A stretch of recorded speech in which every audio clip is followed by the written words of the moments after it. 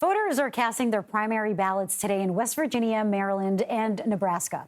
Both President Biden and former President Trump are all but certain to add their delegate counts after today. But we are keeping a close eye on the Senate races within these states, which could determine the balance of power in 2025. I want to bring in CBS News congressional correspondent Scott MacFarlane for more on this. Scott, let's start in Maryland. How's the Democratic race for senator there? Oh, it's a high-profile, high-dollar affair, Lilia, in part because the winner of this primary could dictate the prospects of who wins Maryland's open U.S. Senate seat in November, and upon that could rest the balance of power in the U.S. Senate.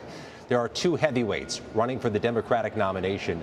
One of them is a congressman, David Trone, of the D.C. suburbs. He is a wealthy man who's put a lot of his own money into this race by the millions to try to defeat Prince George's County, Maryland executive Angela Also Brooks, who, if she were to win the nomination and win the general election in November, would be just the fourth black woman in history to serve in the U.S. Senate. Whoever wins this primary race faces a likely heavyweight on the other side. Two-term Maryland Governor Larry Hogan, a popular Republican in a blue state, is the overwhelming favorite to win his party's nomination for a critical seat.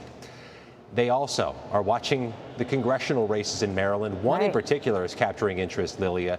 If you go into the Washington, D.C. suburbs and the Baltimore suburbs, former U.S. Capitol Police Officer Harry Dunn is trying to win the Democratic nomination for a congressional seat, to win a seat in the chamber he helped protect against the riotous mob that day.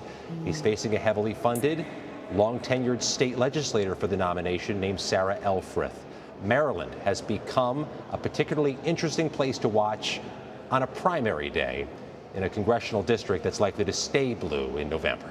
All right, Scott, take us home to West Virginia, if you will. What are you watching there today? Well, there's a Senate seat that's almost certain to go from blue to red. The Democrat Joe Manchin's retiring, and the race to succeed him includes the sitting governor, two-term Governor Jim Justice, the Republican who's term limited, trying to win his party's nomination. He's an overwhelming favorite to defeat the U.S. House member Alex Mooney as they seek the Republican nomination today. Should be a cakewalk in November.